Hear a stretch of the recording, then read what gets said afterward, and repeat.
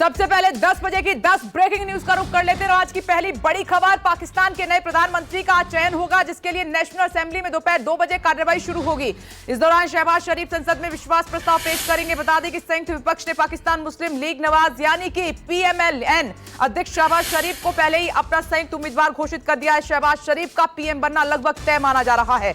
आगे दूसरी breaking news का रुख कर लेते हैं। श्रीलंका में राजपक्ष के इस्तीफे की मांग को लेकर जबरदस्त प्रदर्शन हो रहे हैं। आर्थिक संकट से जूझ रहे लोगों की मांग है कि राजपक्ष परिवार सत्ता छोड़े। आजादी मिलने के बाद से अब तक श्रीलंका की अर्थव्यवस्था इस समय सबसे बुरे दौर से गुजर रही है। श्रीलंका पर चीन, जापान, भारत और अंतर्राष्ट्रीय मुद्रा कोष का भारी कर्ज है, लेकिन विदेशी मुद्रा भंडार की कमी के कारण वो अपने कर्ज की किश्त नहीं भर पा रहे हैं, दे पा रहे हैं। अब आगे तीसरी बड़ी खबर, यूक्रेन में रूस का हाइपरसोनिक मिसाइलों से हमला। रूसी नेवी में ओडिशा के पास दागी कैलिबर क्रूज मिसाइलें, और बताया यह भी जा रहा है कि रूस की तरफ से मिसाइलें हमले यूक्रेन के सैन्य ठिकानों पर किए गए हैं। यूक्रेन को रूसी हमलों में भारी भरकम नुकसान हुआ है। वहीं युद्ध के 47वें दिन भी पूरे यूक्रेन में हवाई हमले का अलर्ट जारी किया गया है। कीव, खार्किव समेत 17 शहरों में लगातार सायरन भी बज रहे हैं। आगे एक और बड़ी खबर का रुख कर लेते हैं। न्यूयॉर्क के टाइम्स स्क्वायर में मेन हॉल में धमाका हो गया है, और यह धमाका इतना भीषण था कि इसे कई किलोमीटर दूर तक सुना जा सकता है। और धमाके की वजह से आसपास खड़ी गाड़ियों के कांच भी टूट गए। धमाके की वजह से पूरे टाइम्स स्क्वायर में भगदड़ मच गई। वहां से आई तस्वीरों में साफ तौर पर दिखाई दे रहा है कि किस तरह से लोग अपनी जान बचाकर भागे। धमाके के बाद टाइम्स स्क्वायर का पूरा इलाका लोगों के लिए बंद कर दिया गया है। मौके पर भारी संख्या में पुलिस के जवान मौजूद हैं। पांचवी ब्रेकिंग न्यूज का रुख कर लेते हैं।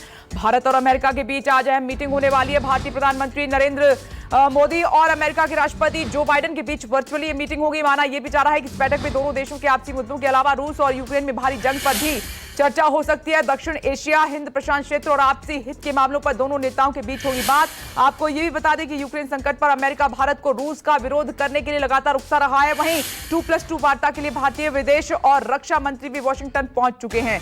आगे बढ़ते हैं, 10 बजे की एक और ब्रेकिंग न्यूज का रुख कर लेते हैं। भारत और अमेरिका के बीच आज 2+2 वार्ता होने वाली है। अमेरिका की राजधानी वॉशिंगटन में होने वाली इस वार्ता के लिए विदेश मंत्री S जयशंकर और रक्षा मंत्री राजनाथ सिंह वॉशिंगटन पहुंच चुके हैं। अमेरिका की तरफ से रक्षा मंत्री लॉयड ऑस्टिन और विदेश मंत्री एंटनी ब्लिंकन हिस्सा लेंगे। जो बाइडेन सरकार आने के बाद दोनों देशों के बीच होने वाली ये पहली 2+2 वार्ता है। माना यह जा रहा है कि दोनों देश एशिया प्रशांत क्षेत्र की रक्षा और रणनीतिक जरूरतों पर चर्चा करेंगे। वहीं फूड और पेट्रोलियम सप्लाई चेन को लेकर भी मंथन हो सकता है, इस पर भी नजर रहेगी। लेकिन एक और बड़ी खबर का रुख कर लेते हैं। किसान आज से MSP गारंटी सप्ताह मनाएंगे। इस कार्यक्रम के तहत संयुक्त किसान मोर्चा के नेता धरना प्रदर्शन और गोष्ठी के माध्यम से न्यूनतम समर्थन मूल्य को कानूनी अधिकार बनाने की मांग पर जागृति अभियान चलाया जाएगा। इस कार्यक्रम का ऐलान संयुक्त किसान मोर्चा की दिल्ली में 14 मार्च की बैठक में किया गया था।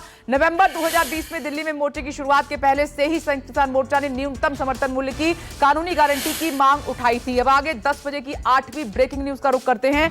दिल्ली के शिक्षा मंत्री मनीष सिसोदिया आज गुजरात के दौरे पर रहेंगे। मनीष सिसोदिया गुजरात के सरकारी स्कूलों का निरीक्षण करेंगे। आपको बता दें कि गुजरात विधानसभा चुनाव को लेकर इन दिनों सियासी पारा चढ़ा हुआ है। बीजेपी पिछले 27 साल से गुजरात की सत्ता पर काबिज है, और वहीं पंजाब जीतने के बाद आम आदमी पार्टी गुजरात फतेह करने में कोई कसर छोड़ना नहीं चाहती है। गुजरात में इन दिनों पूरी तरह से एक्टिव है और बीजेपी पर निशाना साधने का कोई भी मौका हाथ से नहीं निकलने देना चाह रही है आम आदमी पार्टी।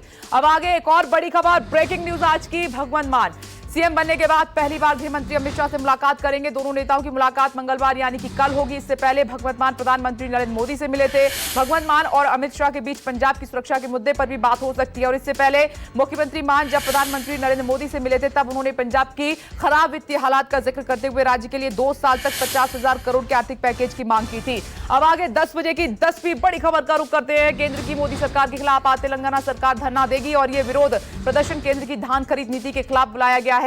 राजधानी दिल्ली में केंद्र सरकार के खिलाफ तेलंगाना सरकार के मंत्री धरने पर बैठेंगे। इसके अलावा सत्ताधारी तेलंगाना राष्ट्र समिति पार्टी के सभी विधायक, सांसद, MLC और नगरीय निकायों के प्रतिनिधि भी शामिल होंगे। दिल्ली के तेलंगाना भवन में आयोजित होने वाला यह धरना 1 दिन का होगा, और उनका कहना है कि केंद्र की भेदभाव वाली इस नीति से 61 लाख किसान और उनके परिवार प्रभावित होंगे। तो यह है आज की 10 बजे की 10वीं ब्रेकिंग न्यूज।